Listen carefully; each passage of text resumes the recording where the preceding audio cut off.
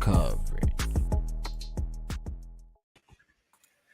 What is going on, ladies and gentlemen? Welcome to Double Coverage. Hope you're still living, loving, and breathing sport. I'm Dom with the great man Sauce. What's happening? How are you, Doma? Very little, mate. Very little. Just a big week in sports. We've got some, obviously, ladies and gentlemen, we will be starting with the NBA because, as you've seen, he is him. Let's not beat around the bush. And just like I said, when it comes down to, top 25 under 25, he is him. And that's Ant-Man, right? Number one. Let's just get straight into it, man. This guy is just on another level. The performance today, I mean, the manner they won that game too. Rudy Gobert goes out, doesn't play. You'd think, all right, Jokic is going to feast. That's one big less. Obviously, their best defender defending Jokic is out of the game.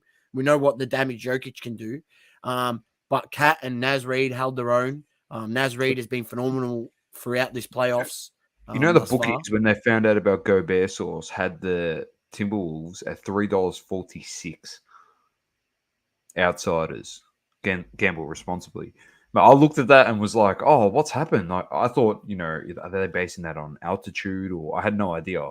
And then obviously you start the telecast, and like you said, Gobert's out. He's actually having his first child, so he flew back home to be with his wife. And yeah, I was like, "Oh, I wonder how they'll fare. Like, what's going to happen? There's going to be a lot more pressure on Karl Anthony Towns." And it's awesome. I don't know what to say. Their defense is some of the best defense I've ever seen in the postseason today. Well, I said last week after what I seen in round one against the Suns that they're going to win the title. I actually don't see the East isn't winning. Doesn't matter who comes out of the East. It does not matter. They're not winning. Yeah, someone on the West is winning. That's what I'm telling people. I think it could be Minnesota. I think, they're right up there for me. You got, Ant-Man's got that killer instinct. You got Cat, who's playing a great second role when he obviously isn't in foul trouble. He's absolutely killing it. I think today he had 20 points in the first half or that close to that and was absolutely on fire. And then Ant-Man took over in the second half and just finished the job, and they put the nail in the coffin. I mean, they were up by 30 points at one stage in that game. They look good. The defense. They got length. They got, McDaniels, who's lengthy. They got Nickeil Alexander-Walker, who's lengthy. Obviously, they got Ant-Man. They got Cat. Mike Conley just brings that veteran head. And you see late in games, they give the ball to Conley. He runs the offense. They run a good set, keeps them level-headed because, Ant-Man's still a little bit young, but it keeps them level-headed, and then they run the right plays, and they get good looks. And their execution on offense is just unbelievable. But it's that defense, Thomas, and we talk about it so often on this show year after year after year. When it comes to the playoffs, defense is what gets the job done. Yeah, start at the defense. You know that you can put the ball in the hoop. I mean, every team can play offense, but if you got that elite defense, you're within your right to win the title. 100%. Completely agree with you, man. It was just, next level, this guy at the moment. Global, welcome to the show. Matty Cams, welcome to the show. I don't know what to say. I said last week he could be one of my favorite players at the moment in the NBA because the way he treated Kevin Durant in that series is like calling him old man, dunking on him. He put him on one of the best posters, and then talk shit after he dunked on him. And then it's happened again today. Obviously they get one up, drops 43 in the first game, which was unbelievable. He honestly. You couldn't miss. Genuinely unstoppable. Today, they brought the double team to him as much as they possibly could. They brought as much pressure on him, as much heat. They put KCP on him from the get-go because they needed a good defensive player on there. They hoped they'd stop him. And you know what? He didn't have much impact in the first quarter. I think he had 4 points, but they were still up.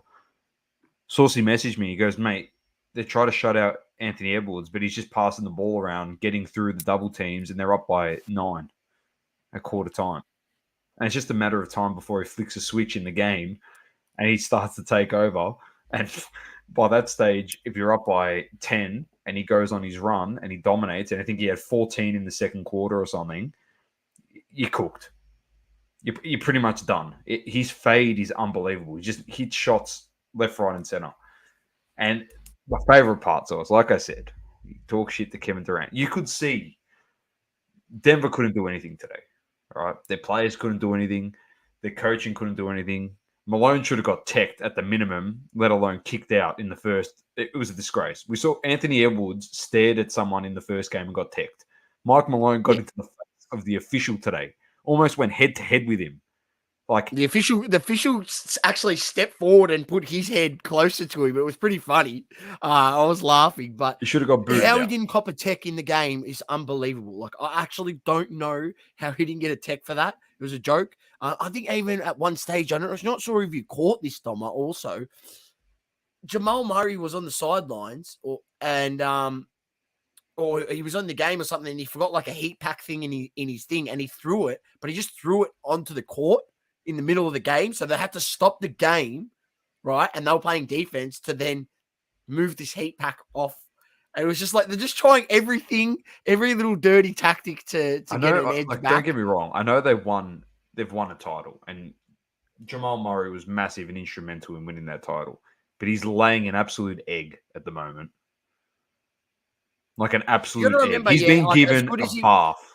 Even in the Lakers series, like, I mean, he was really good. He hit the game winner, but there was many periods in that series where he just, the others were keeping him afloat, and then he'd come in the fourth quarter, and obviously elevate his game. He hasn't been able to do that across these first two games and elevate his game to that next level. So, they're doing a great job defending Jamal Murray, and should they win game 3, you've got to think that it's all said and done. I mean, even if they slip up here one game at home, still it should be over. Go 3-1.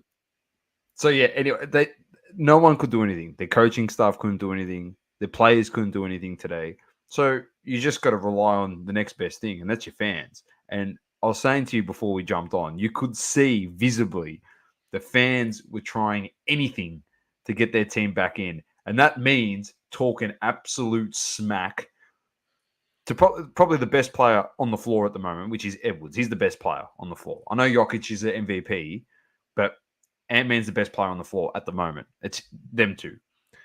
Talking absolute trash to him. So what do you reckon he does? He just nails a 3 in, I think it was Aaron Gordon's face, in his face. And he just turns around to the guy and just starts telling him to shut the F up, straight to his face. Like going down the court, laughing and smiling. He's like, shut the F up. Shut the F. And I was just like, this is the best thing I've ever seen. This is so good. I love it. I love it. Because he's got that old school mentality. I'm sick of these cupcake, let's all be friends and hold hands after the game. No. Sport is war, mate. That's it.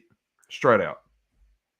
No friends, even after the game. If you're rivals, like Lakers and Boston, historical rivalry for 40 plus years, and there's probably they're mates with each other. No, it doesn't work that way. It's ridiculous. If the fans hate you, the players should hate you. That's it. I know it's such a old school mentality, but it just makes for better theater of the sport and more competition as well. So anyway, Ant-Man is old school, and he is him. Ant-Man is him. He's the other game we had today was the Knicks against the Pacers, and that was a ripper as well. The Knicks get the job done there, but you know what? The Pacers look good. The Pacers look pretty good. Yeah, look, I will say, there was some calls there at the end there that were just pretty soft. I mean, they called a moving screen and then it got reviewed, and the refs are never going to overturn that. But it was just so soft in that moment in the playoffs. That's what you're going to call. Like, I don't know. It was soft. I think this is going to be a lengthy series. This is going to be a lengthy series. And I could see it definitely going to 6 or 7. And it's going to be on the line. I mean, you got to remember the Knicks are short-handed, and should the Knicks bench be putting up numbers like they did today across the series, Indiana's going to win, more than their fair share of games. I think their bench put up 50 points today or something like that, right? So, to get that sort of production from your bench, and then their starters could have played a lot better. I'll say this again. Halliburton needs to do more. Sorry, Yeah, he as the does. He star does. player, you have to do more. This is the fucking playoffs, bro. Like, this is the playoffs. Yeah, stop passing the ball. Like, I understand, pass it at the moments you got to pass it, but he's just giving it up the ball too much, not He's looking playing to passive. attacking. He's playing passive. He's not looking to attack the ring enough, agree. in my opinion, right? I agree. And when you're the point guard and you could potentially be going up against Jalen Brunson, I mean, you've got such a size advantage against him. Get to the middle, shoot a little floater, get to the ring.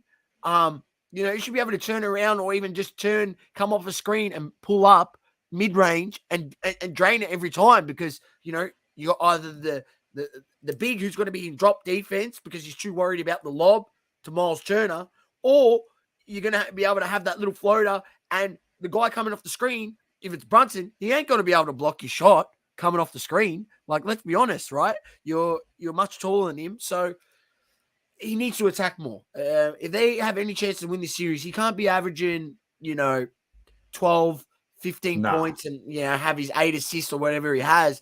You got to, 20 points minimum. 20 points minimum. You got to have games where you're going up for 25, 30. Jono, yes, in the chat. 2 weeks, yeah, I know. 2 weeks ago, Jono, not last week. Matty Cam said about Anthony Edwards. He said the bloke is 22. There are heaps of players in the NCAA older than him. He's only 5 months older than Caitlin Clark. Fair enough. Series starting tomorrow. We have Boston against Cleveland. You want to take a prediction there? I'm going sweep. So, do we know what's the go with Porzingis? Prediction: I'm gonna sleep, so he's scheduled Whoop. tomorrow. It's on your work. What's going on sorry, there? my Siri. Siri's going off. Another request. You don't. Whoa. She's making predictions, mate. There's a bit of AI. What the hell? Prediction, I'm going to sleep. I said prediction, it's going to be a sweep, not a sleep, Siri. You idiot. Sorry about that. Here we go. What do we got here? All right. Not a clear answer. Looks like he won't be. No. Eastern Conference Finals. They said he'll be back. Sorry, Okay. I read something about that. Yeah. So, but they'll sweep him. Cleveland's no good. I don't think they'll sweep them. I think Cleveland's definitely good enough to get some games. The ultimate thing that could happen is they get beaten, and then the Knicks make it to the NBA Finals, mate. Do you know what Side Talk New York City is? Do you know what that channel is? Side Talk? Source? Do you know what it is? No. Oh, anyway, Side Talk. Yeah. No, I don't. No, Bing Bong. Bing Bong. Have you know about this? Anyway. No. Do yourself a favor. I'm pretty sure it's Side Talk. I should double check it. But that's where the whole thing came, where everyone goes Bing Bong. That's because it's a New York channel, and they got like people that are always on there. Anyway, it's guys going in the street and they interview people, whether it's in the Bronx or whatever. They did one after they beat Philadelphia to win the first series. It is just pandemonium. It's called Side Talk New York City. All right, just go and watch it, please. Do yourself a favor. They're nuts. It's like it's just New York has gone off their head. Like that's. I've seen something similar in their previous playoffs series. Yes, I know. I can imagine. Well, that's Side Talk. I think that one last time was when they were saying F Trae Young. That all that montage of them saying all that crap. That was Side Talk. Yeah. That's Side Talk. So anyway, they've done it again after the Philly one. So imagine they beat Indiana and they go to the Eastern Conference Finals.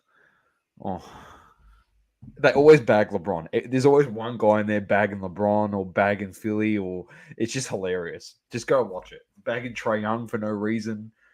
Just go watch it. It's very, very funny. But I think Boston will get the job done.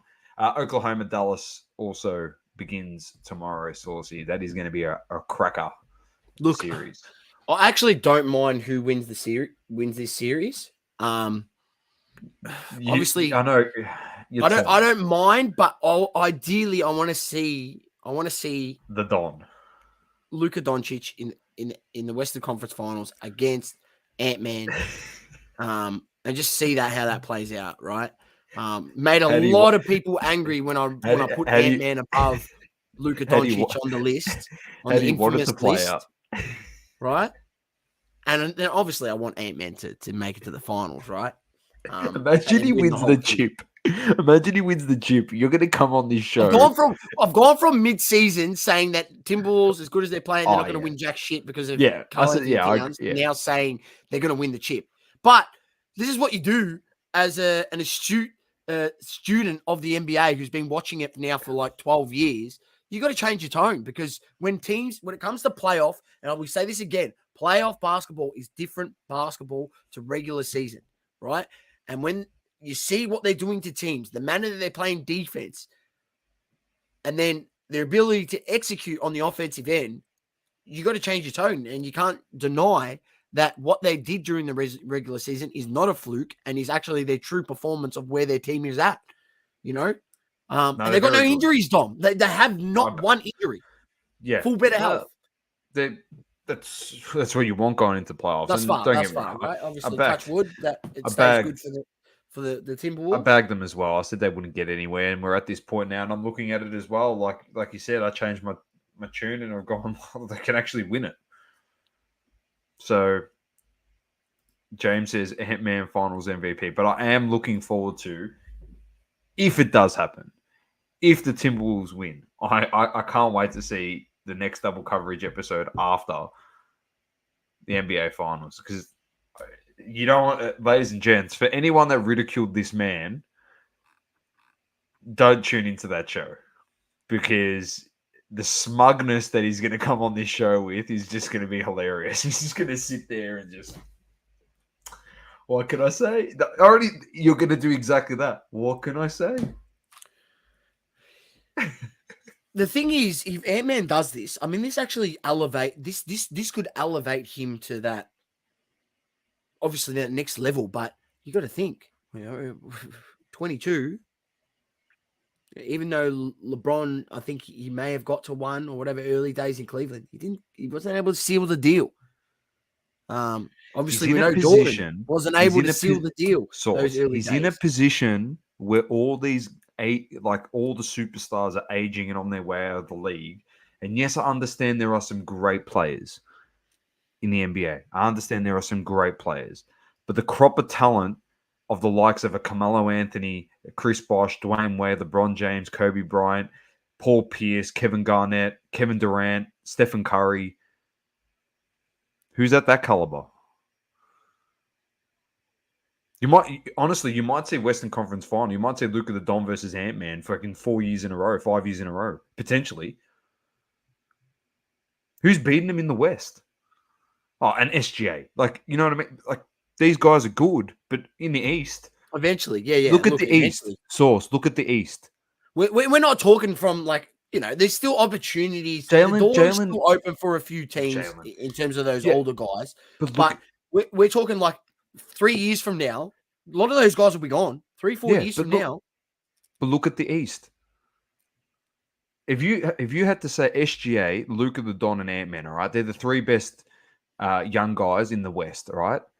And eventually, in a couple of years' time, depending on how well the experiment goes in San Antonio, you throw Wembanyama in there. So you got those four great young guys in the West. Who do they have to beat in the East? Jason Tatum, who's done fuck all, and one of the most overrated players I've ever seen. They need to beat him in the NBA Finals. That's who they need to beat. Tell me who else in the East? Jalen Brunson, Tyrese Halliburton. Think about it. It's not like they have to play against LeBron James and the Cavaliers with Kyrie Irving and Kevin Love. Do you get my drift? They don't have to play any of those guys. Honestly, it's gone back to the point where it's like the West is best and it's a walk in the park. They make it to the finals, they win it. So whoever comes out of the West, that's the way it looks. They're home. Who have to beat Giannis, Dame Dollar, they're going to be thrown under a bus in about a week's time anyway. So, like, they can't even get out of the first round. They're not a threat.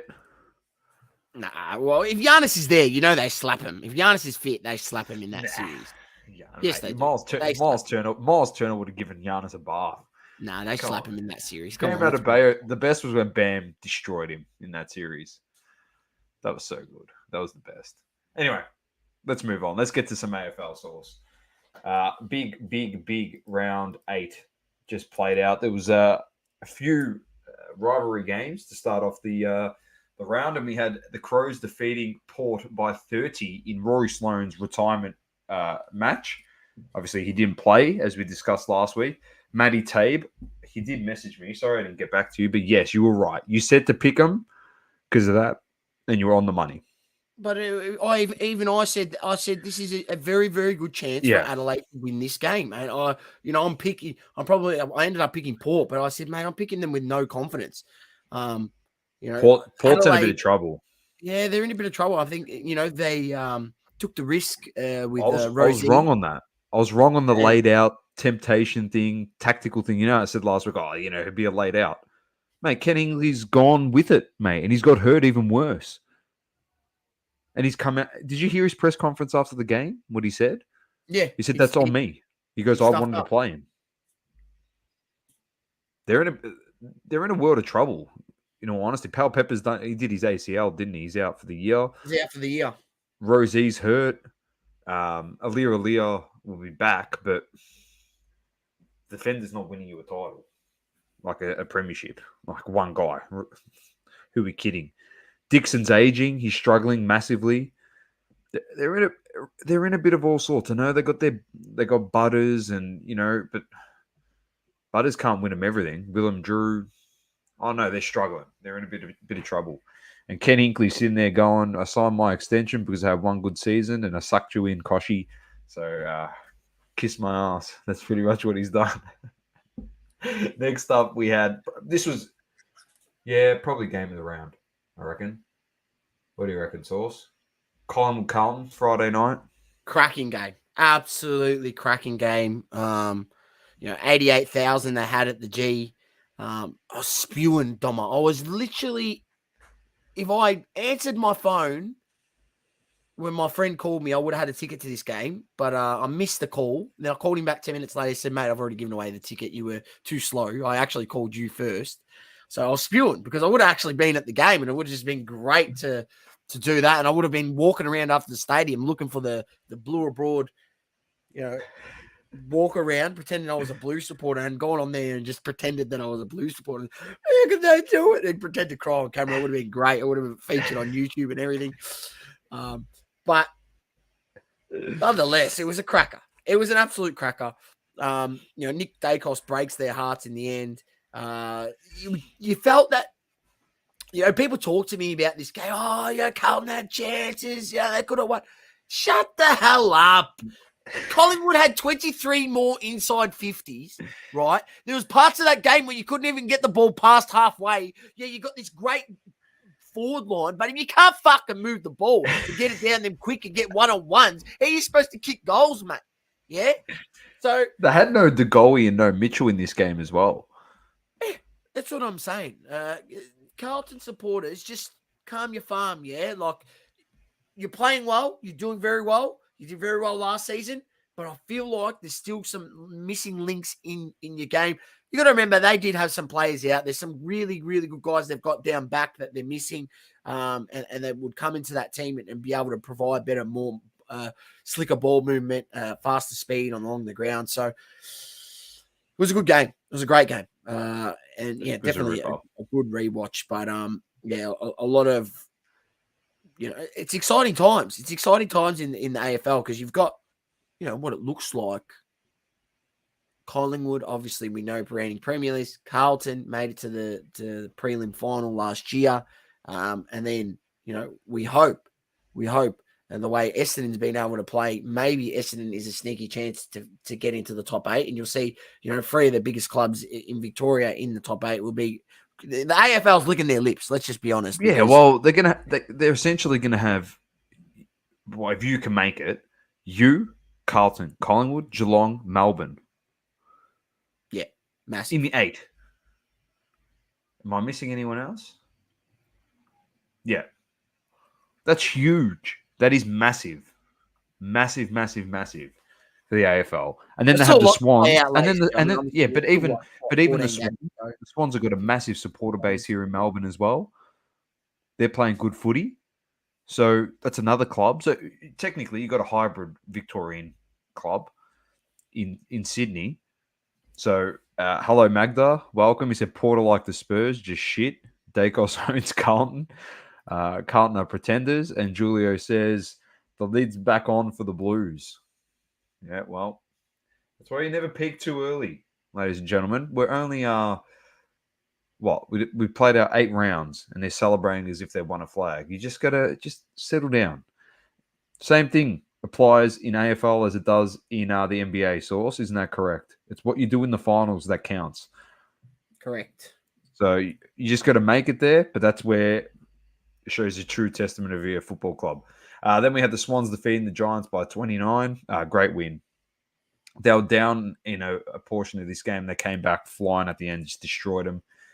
Played really well. I think Sam Taylor now regrets the comments he made during the week about the rivalry GWS. He just made a few comments in a press conference, and it came back and bit him on the ass. It might have been the concussion that he copped. He's just come back and he was thinking a bit in all sorts. The advice is shut your mouth. Simple as that. Then we had the Saints on Saturday. Arvo. Yeah, Saints defeat North Melbourne by 38. Cracker. Yeah, good game, that one. Saturday night, we had... At least you didn't get beat by 60, Dom. No, who gives a shit? North of crap. The D's give Geelong their first loss by 8 points at the G. Cracking game as well. Another ripper. D's get the job done there. They're so inconsistent. One week, they go into a fixture where they're meant to win, and they lose, and then they go into a fixture against the Cats where you think, yeah, I know they're playing at the G, but the Cats are playing great footy at the moment, and they get the job done and hand them their first loss. I don't know. I don't get it. Then the second game we had Saturday night was West Coast losing to the Bombers by 6, and West Coast looked pretty good. They're doing their thing, mate. Waterman's unbelievable. I said it was a danger game for Essendon, and I wasn't confident that we'd go over there and pump them.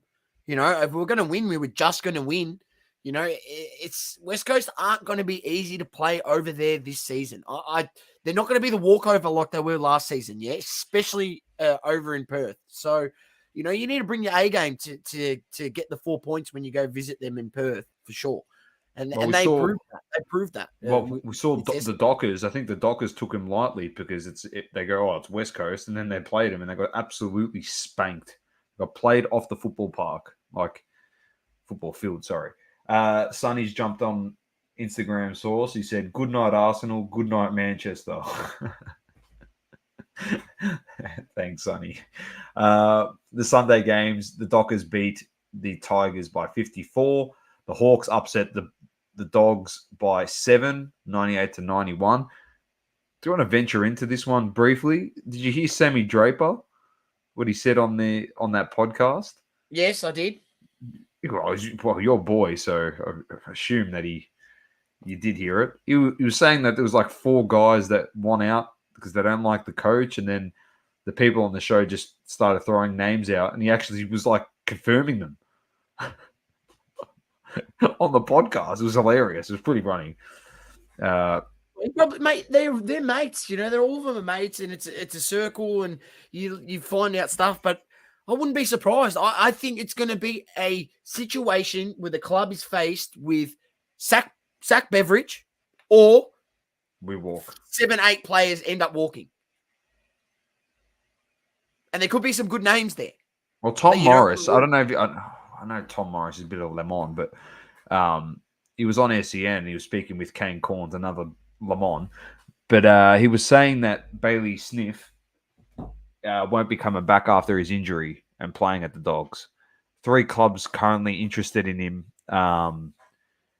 They said Hawthorn, Collingwood, and then the front runner was the Bombers. So, I was about to say, what, Essendon's not linked with him? Yeah. yeah, you link with him. Sacking Beveridge won't change a lot, says Magda. Global says Bevo gets the arse if they lose this week. And Julia said that bloke Draper is off his head. Magda also says Luke Trainer coming to the Roos next year. He's a key defender that's been playing at the Sandy Dragons. I'll take absolutely anything, Magda. And the last game of the round was the Lions defeating the Suns by 34, and they look very good in this, so they get the job done. They're not entirely out of it just yet. Suns. I mean, I thought maybe they'd be a bit more up to it, and Lions are struggling a bit, but gutsy win. I'm not sure if you caught it, Dom. They were down 3 men on the bench, down to 1 on the bench. Yeah. Yes, they were down to 2 on the bench. Sorry, they lost Gardner. But anyway, they lost a bunch of guys. Lincoln McCarthy very early had to get subbed out of the game. Then they lost another 2, Gardner and someone else. So then they ended up with, before half time, they had 2 on the bench. So 2 rotations for the whole second half, 2 guys on the bench to rotate with. They still find a way to get the chocolates. Very, very gutsy win. And credit to them, you know what I mean? But there'll be some tired bodies going into this week, whoever they've got. So, all right, let's get to it. Let's find out who they got, eh? Let's get to this week's games. Thursday night football source at the G, Carlton and Melbourne. I'm going to go with Carlton. They bounce back this week. I'm going Blues as well, source. Friday night, we have the Cats versus the Power at GMHBA. Oh, Cats. This could actually get ugly, man. This could I'm actually going Cats as well. It could. They could open up the floodgates, mate, here. 2 games on Friday night. What the hell? Fremantle versus Sydney in Perth. In Perth. Ooh, big game. I think this is Swans on top of the ladder, source. Yes, you know that. Swans on top. They're looking good. I think I'll back the Swans in. I'm going to back the Swans as well. Well, we haven't tipped against each other at the moment. So it could happen here, though. 16th versus 14th on Saturday. We got the Hawks versus the Saints. At MCG? Tassie. I'm going to go Hawthorn. Got to go Hawthorn. I'm going Hawthorn as well. I don't like the Saints, so I'll never tip them. Except for last week when I tipped them against North. Then we've got the Bombers against the Giants, 4:35 on Saturday. That's a cracker. In Sydney? At Marvel. It's your home game. Surely you're going to this. If you're not going to that game, I expect you to be at St. Paul's watching me play. Go because I think I got a birthday on that evening. Oh. So unfortunately, which sucks. I don't know. It'll be a good game. I don't know if I trust us that we're good enough to beat Greater Western Sydney, but there's one place that we can do it at. It's at Marvel. I'll back us in. I'll pick the Dons. Well, I'm going GWS. Not confident. My second team. Can't tip against it. Tigers versus Dogs. Oh, the Saturday night games are atrocious. Well, people will be watching this Richmond Bulldogs game. It's at the G. I'm tipping the Tigers. I'll go the Dogs. I reckon this is it. I reckon this is it for them, unfortunately. And the second game, this is the game I will be watching. It's being played in Darwin. Gold Coast versus North Melbourne. Gold Coast. The last time we played Source, we beat them. And we lost Harley Reid. So they get their revenge, Gold Coast. Dom, I actually think you might go winless the whole season. No, it's going to be donuts. It'll be donuts. I actually think you might go winless the whole season. We might be Richmond. Richmond's bogey team is North. You know that. Okay. For some reason, we always show up when we play them. Whether it's at Marvel, the G, it doesn't matter where we play them. playing the in the yellow on United the States, jersey, France, rolled doesn't up, matter. mate, yellow sash. Yeah, it's weird. Sunday games, Marvel, Collingwood versus West Coast. At Marvel. Oh, yeah, because West Coast, small contingency. Pies are the Eagles. I'll back the Pies. Pies. And then the last game, Adelaide versus Brisbane in Adelaide.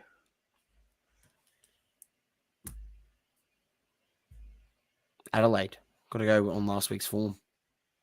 I don't I'm feel going like with they've them. been that bad. I'm going to go with Adelaide. I'm going with them as well. Just a quick look at the ladder before we move on. Swans on top, Cats second, Giants third, D's fourth, Bombers fifth, Dockers sixth, Port seventh, Carlton eighth. Just outside the 8, we have the Pies on 18 points, the Suns on 16, and then we got the Dogs, Crows, Lions, and Saints all on 12. We've got West Coast and Hawthorn on 8, Richmond on 4, and Donuts for the Kangas. 501 to win the flag, Source. Magda says, come on the Kangas. Yeah, well, we're watching that with my boy, and hopefully he falls asleep during that one. So he doesn't have to watch that crap. All right, let's move on to the EPL Source. I can't wait. I'm so excited for this. I'm so excited. Oh, Tottenham lose to Chelsea 2-0. Luton and Everton draw 1-1. Arsenal beat Bournemouth 3-0. Sheffield loses to Nottingham 3-1. Newcastle defeats Burnley 4-1. Fulham and Brentford draw 0-0. Man City defeat Wolves 5-1. Chelsea smacks West Ham 5-0. Brighton defeats Villa 1-0. Liverpool beat Tottenham 4-2. And the ring-a-ding-ding, ladies and gentlemen, if you didn't catch it, Crystal Palace defeated Manchester United this morning 4-0. What a game. What a team. What a club. What a manager. What a bunch of flogs. I'll just get to this week's games, and then I've got a couple of things I want to talk about.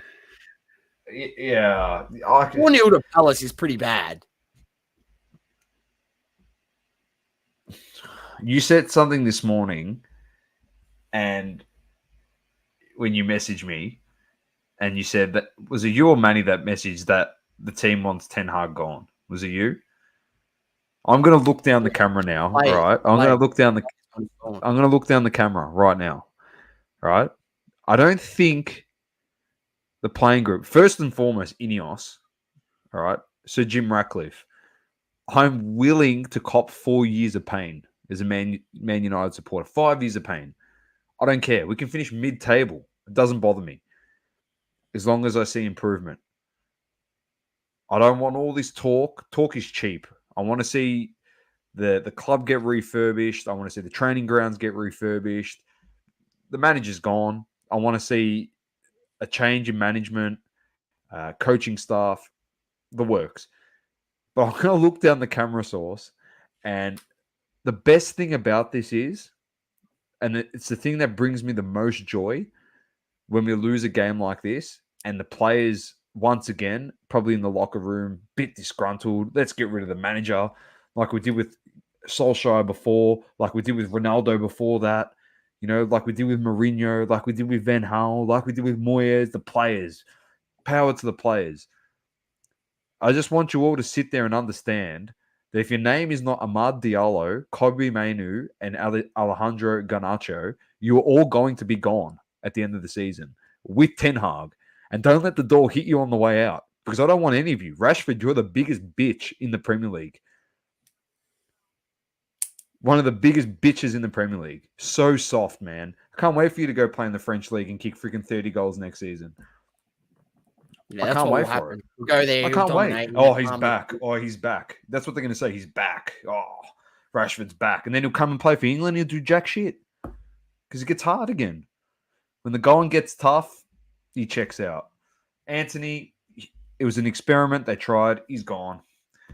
Martinez, probably gone. Injury prone. He was great for the time that we had him. He did a good job. He's gone. Malakia, don't know where he's disappeared. Gone. Unfortunately, good servant of the club.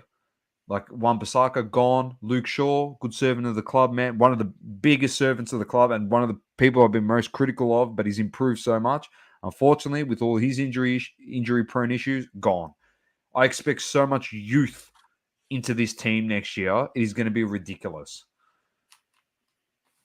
But you know what the difference between youth is in the players that we have now, Source, on the turnover? The players now are comfortable and the youth coming in will be hungry. And that's the difference. And that's what I want to see out on the football pitch every week is hunger. We've got none of that. None of it. We play in periods. And you've brought it up on this show a million times when we've been blasted by teams that are lesser than us, by teams that are better than us on the momentum chart. And you'd be lucky with a magnifying glass to find the section on the momentum chart where Man United was actually on top of another team. So, Ratcliffe, you come in, do whatever you got to do. I don't actually care because I'm sick of actually getting up and watching these lemons. I didn't get up this morning, and thank God I didn't because honestly, this morning probably would have been the morning that something went through my TV. Watching that. If I had to watch that shit, seriously, if I had to watch that shit, I'm telling you. The only good thing is, all right, honestly, the only good thing is on the bookend of all these shit performances, the great man, the top that I'm wearing, at least he's making me happy on the bookends of these weeks. He dominates. We get smacked at Man United. And then this weekend, he'll come out and kick another 3 goals or something, and I'll be happy again. And I'll just forget about it all till we lose again next week. So, yeah. What was I seen a graphic. It was like, Ronaldo kicked this many goals, and then it's like had a Sancho, this and that, and it's like, but they were the problem, and then it had Ten Hag like in the corner, Yeah, but Sancho's freaking at Dortmund putting on an absolute clinic. He's dominating in the Champions League. I hope people understand that, Man United fans. He's dominating in the Champions League against the best teams. So it's clearly the management that is the problem at Man United. I think if they get rid of him and they bring back Sancho, because obviously he's on loan, they get rid of him, bring back Sancho, give him another chance under a new manager. He can provide. He can be a great player in the Premier League. He's got the talent. Like if Haaland can kill it there, why can't a guy like Sancho kill it there? He's a quick winger. Like, well, Haaland's not the example. Let's put the example. If Anthony can do well in some games, how is Sancho, who is better than Anthony in my opinion, not able to come in and make an impact on the game? Like, it's just rough. Ten Hag needs to be sacked by Man United. Yeah, it's going to happen. And last but not least, and this is not having a crack at Messi or anything. I said on this show a month and a half ago that I'd be disappointed if Messi didn't end this season in the MLS with 45 goals and 25 plus assists. The guy's already got 10 goals or 11 goals, and he had 5 assists in their last game. He's got 17 assists. I'm pretty sure. Bro, they went down 1-0 and they ended up winning 6-2 against New York Red Bulls. And he scored and was involved in every other thing. I watched the game. It was just a joke, man. And what did you say to me? You go, yeah, but it's Messi. And I said, yeah, but Source, they got Suarez. And you're like, yeah, well, they got the best team. And what did I say to you? They got the two best players that kicked all those goals are better than every player in the MLS combined. Yeah, correct. Like, you could probably just play a goalkeeper, Messi and Suarez on the field and they'd win against 11 guys. Let's be honest. Messi just dribbled the whole pitch. I'm being realistic now, being serious. Like, Messi's that good. He would just walk past if he tried. He doesn't even try anymore. But if he actually tried, it'd be a joke. So, yeah. Good stuff. Games this week. Fulham, Man City. That's a win for City. Bournemouth, Brentford, Everton, Sheffield, Newcastle, Brighton, Tottenham, Burnley, West Ham, Luton, Wolves, Palace, Nottingham, Chelsea, Aston Villa, Liverpool. And the ripper, mate. Man United versus Arsenal. We might as well lay down and give you some goal difference. That's what I'm hoping. Jeez. The worst thing as an Arsenal supporter is watching this morning, us get smacked against Palace and then going, well, they're going to probably have to show up, aren't they, this week? Man United. Yeah, that's the worst thing, watching that. Yeah, like you're gonna have to. They're gonna have to bounce back because you can't lose in that manner and then not bounce back. But what time's the game, Doma? When is it? What time is the game? 1:30 Monday morning. Monday morning. Yeah. I mean, for us, it's a non-negotiable. I mean, we need to win. We have to win. I might get up. There's no, there's no other option. There's no other option. We have to win this match. That's the reality. When it comes down to it, that is the reality. And then your only hope of winning the title is Tottenham versus Man City on Wednesday next week. Because that's the best team they play, I think. Yeah. They play... The way Tottenham's been going, they're not going to do absolutely anything against them. Well, Postecoglou, our fellow Aussie, just pull the rabbit out of the hat. It'd be nice. All right, Sauce, that's it for the Premier League. Let's move on to F1 very quickly, and let's give the flowers where they're due, mate. Lando Norris, congratulations. You have done something that no other person can probably do for the rest of this season, and that is actually win a race, but not just win a race with Max Verstappen still on the grid. So, Max Verstappen finished second. Not sure if anyone caught this. I went and watched the mini match. I actually completely forgot it was on, to be honest. Mini race, the best when you get the whole race in 28 minutes. But he loses by 7.6 seconds to Lando Norris. And when you look at the box score of F1, which is the time, you look at the timing. Sauce and I, we look at each other and we go, something's a bit fishy. Something's a bit fishy here. You can't be beating Max Verstappen by 7.6 seconds unless something's happened to his car. And lo and behold, Sauce, the 2024 season preview given by Double Coverage was probably the quickest preview of an F1 season ever. We said that he will win every race, Max Verstappen, and the only chance anyone will have to beat him is if his engine blows up or he cops damage to his car. And lo and behold, he copped damage to his car, struggled with his steering, and still managed to finish second.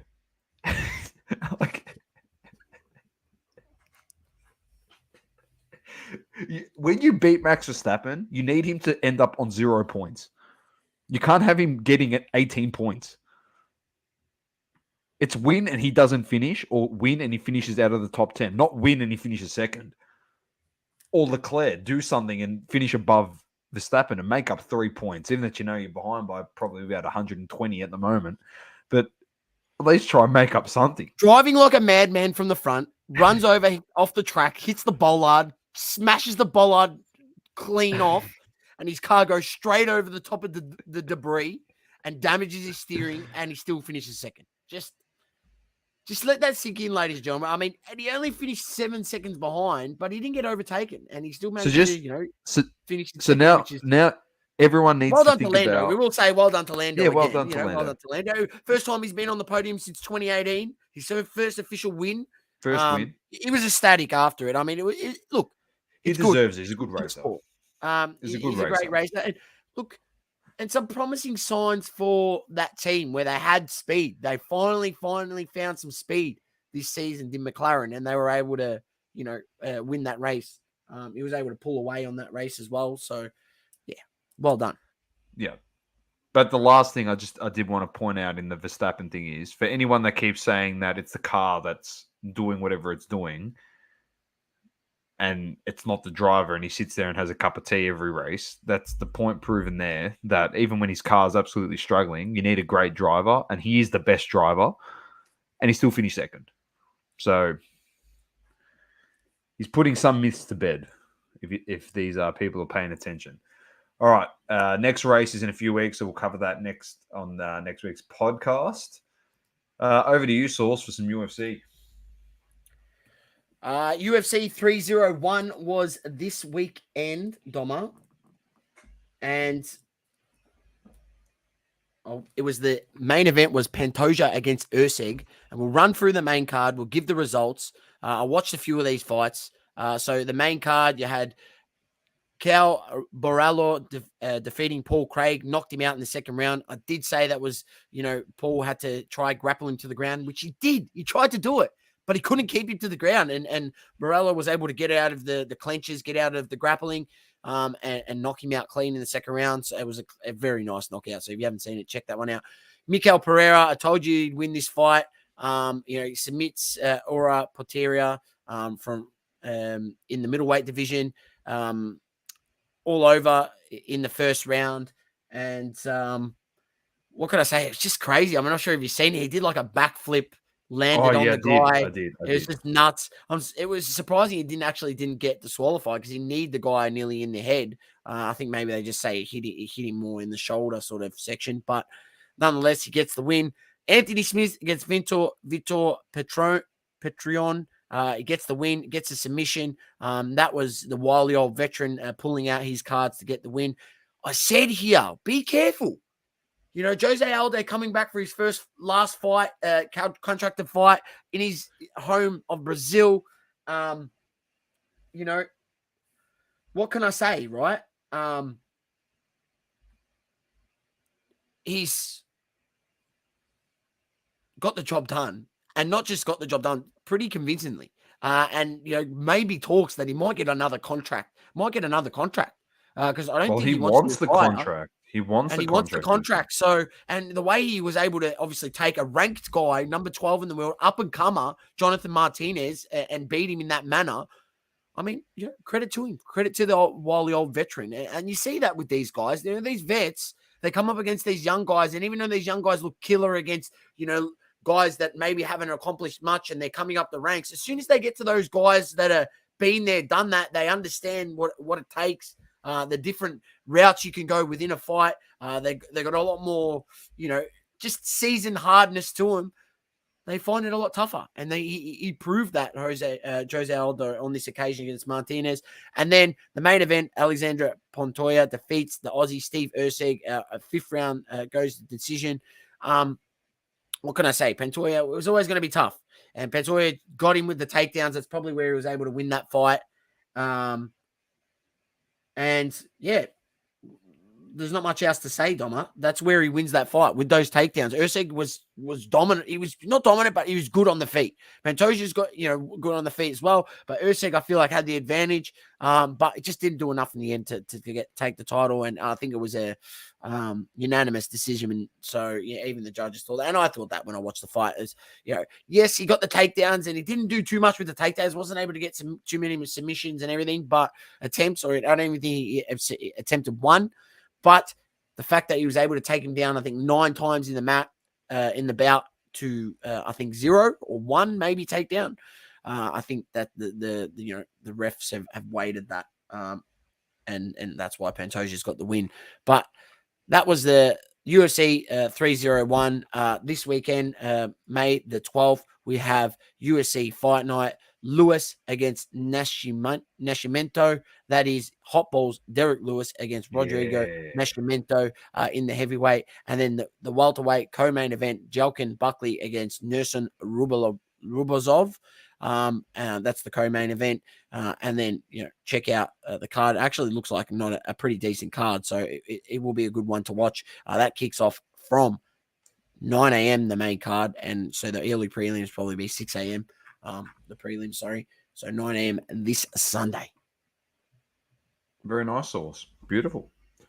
Well, let's move straight into our hobby talk. What have you got for us? I've got nothing on my end. So for those wondering, unfortunately, nothing on my end. We still got a case here to rip, by the way, of Team All Mosaic. Magda, I've got your cards here as well. So I'd like to give them to you in person, so then we can actually catch up. Be nice. Just stuck at home at the moment. Doing my thing. So, yeah. Anyway, Saucy, you got anything on the cards? Great man. Yeah, look, not too much going around. You've got the usual. There's always controversy and things, but it's funny. Now that Fanatics is bringing out obviously non-licensed non-logoed and unlicensed, you should say, licensed autographs, but unlicensed in terms of being able to use jersey. And we're seeing the Wemby and, other guys that they're bringing out. It's funny to see the change of tone from people in the industry, and some of the biggest people that influence this space have, tens of thousands of YouTube subscribers and big stores and everything. And, they will just toe the line, ladies and gentlemen. They will just toe the line. They're going to say whatever props up, obviously, these products that Fanatics is spitting out that don't have the logos on. We don't have a problem with them. We are people on this show that said buying Leaf autos is actually good, right? This is before people didn't want to buy these things, right? And hence the reason why, now, my new Leaf or the Leaf that I found that I like to buy, which is 20 times, not 20, that's actually being generous, probably 100 times better than what Leaf produces, is Tyson Beck stuff. Obviously not allowed to use logos and things like that, but still licensed auto, on card auto. It's the same sort of manner that it is. Obviously a lot more affordable. You're guaranteed to get the card that you buy. That's what I love about getting Tyson Beck's drops. I'm not just buying a freaking a box and at exorbitant prices and hoping to hit an auto. But yeah, we've always been of that, of that thought that if it's good, there's nothing wrong with buying unlicensed autos. Nothing wrong. And it's just funny to see the change of tone from big influencers in the hobby that now are just towing the line, just spewing out the Fanatics, what Fanatics wants them to say, just so they can stay in their good books, sort of thing. Dom is showing up, ladies and gentlemen, who might be listening to this, a quad patch from Leaf. It has Kobe Bryant, Mike Trout, is that right? Yeah. Ronaldo Federer and Federer. And Roger Federer, all, I believe, match worn. To 5. Number to 5. There you go. It's pretty cool card. And that's created by Leaf, ladies and gentlemen. Unlicensed. It's just funny that, they've jump ship. It's like, not jump, it's jump ship because it's beneficial to them, the influencers. It's where the money goes, so that's where they go. They follow the money trail, and in doing so, it makes you now believe, this is the way of collecting. This is how we've evolved. No, we said originally, it's not an evolution in collecting. It's the way the hobby was. People collected that, and there was a taboo around it because it's unlicensed. Like, it's an authentic autograph. Who cares if the logo's on there or it's not on there? Like, it's just ridiculous. The other thing too is like, it's pushing a narrative that they want. Clearly, we've seen that so much. Saucy, you'll remember this story when I've gone blank now. Oh, what was the app during COVID where everyone went in there and to talk and stuff, and you can mute people? Clubhouse. Remember the egg? Oh, yes, the egg. The egg in Clubhouse. Yes, I remember. I even made it. They even suck it in old mate Egghead down there, and he put it onto Cardladder. You know what the funny thing is about the egg? Well, it's not actually funny because they wanted to pump it up to a point where they wanted to get all these egg cards and pump it up to an exorbitant amount of prices. And then the end goal of the egg card was, we'll sell a couple egg cards to charity. And whatever gets sold, that money will donate it to the charity of whichever of choice. But the problem with that, they go, we'll sell a couple egg cards to the charity.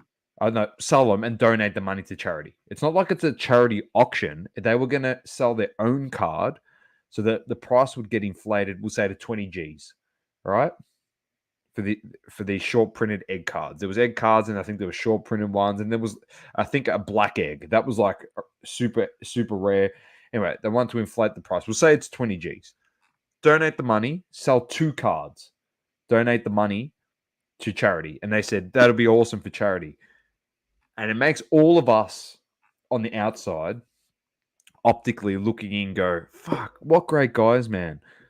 That's absolutely awesome. They've sold these 2 cards, they've donated all the money. But the guys in that group were compiling 20, 30, 40 egg cards, mate. We were in there listening to them. All right, so we'll sell 2, and then I've got 38 at the price that I've set. They were trying to sell the egg card as a joke to make the money to donate to the charity. So then it would inflate the prices. And by selling the card to donate the money to charity, it would get publicity within the hobby through media outlets. So then people were like, this egg card's actually rare.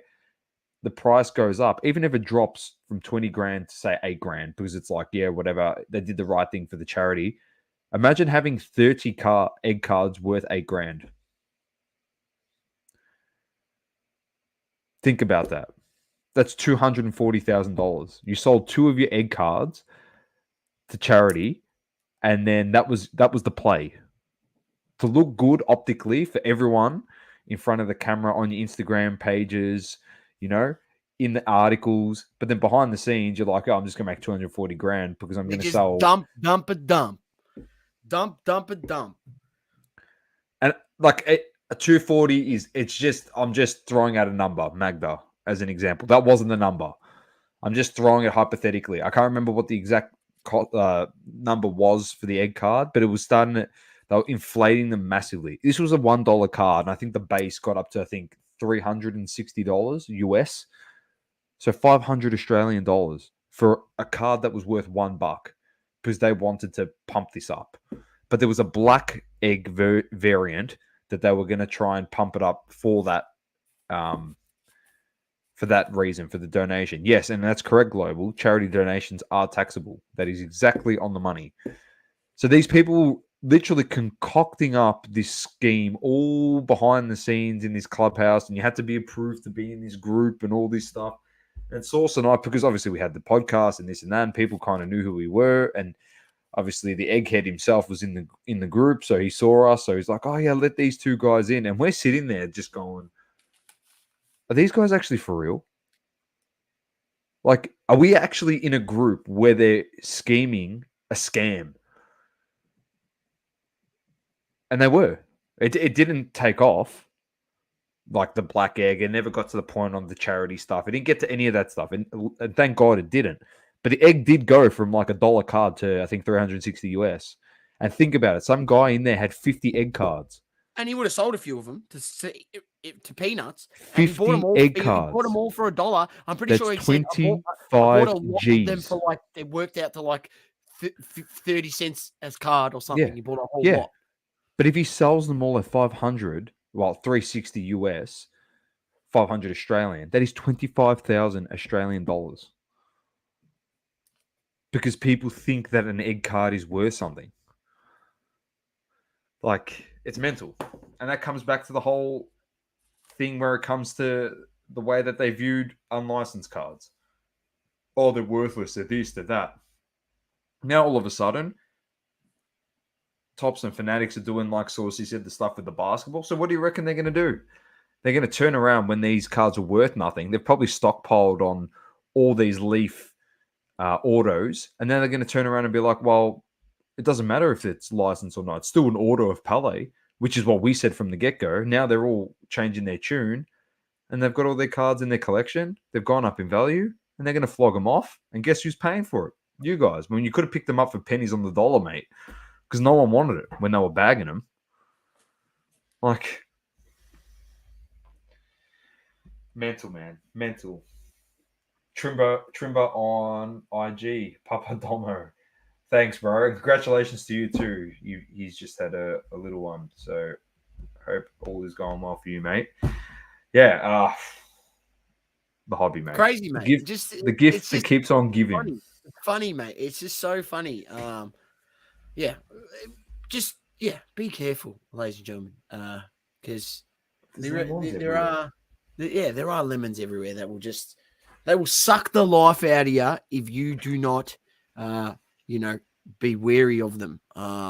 So yeah, and this was just it was just something that came across this week, and I was just like, you know what, we'll have a chat about it and point out that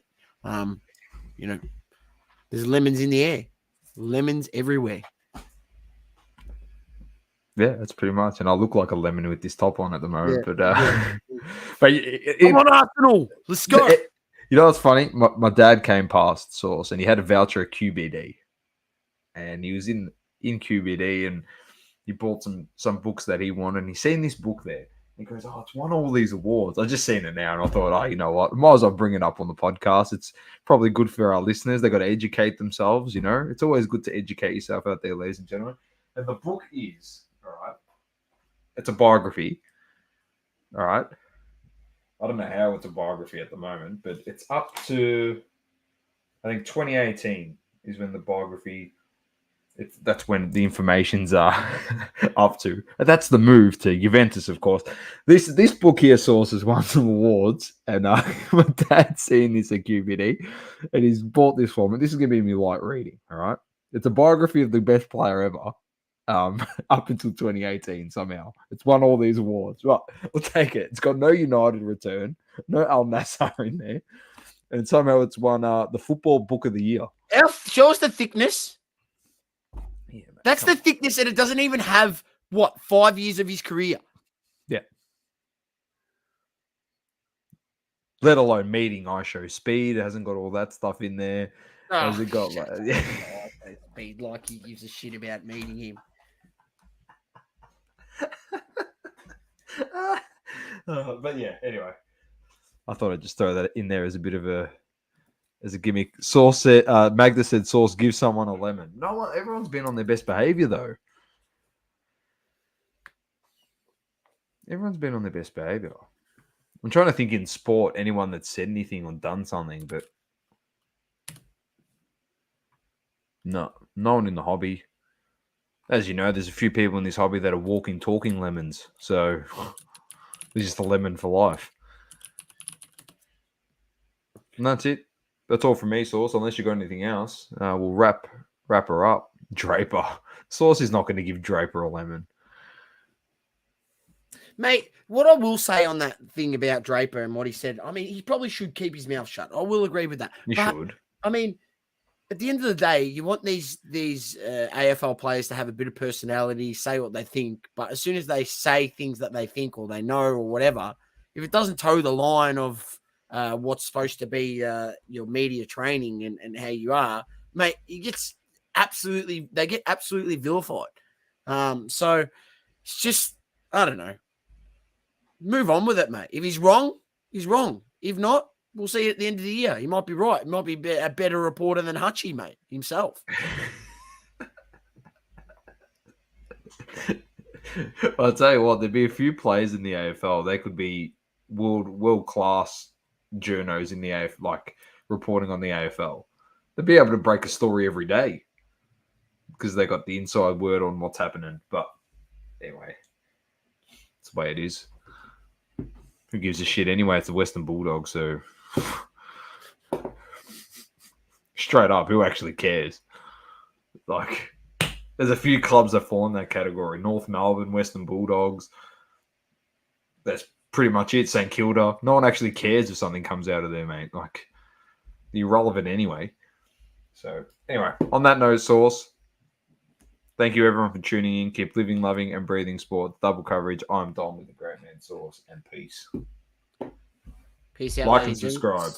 Exactly right. Don't forget to like and subscribe and share it with your friends or your brother or your sister or your auntie or someone in your family that maybe wants to have a bit of a sporting fix and they're not interested in hobby talk. Just tell them to switch it off once and start speaking about cards. You know what I mean? But like and subscribe. Peace. Thank you for tuning in. Please don't forget to leave a review on the Apple Podcasting app. Also, follow us on socials, Instagram, Facebook, Twitter, and TikTok. Talking all sports, double coverage.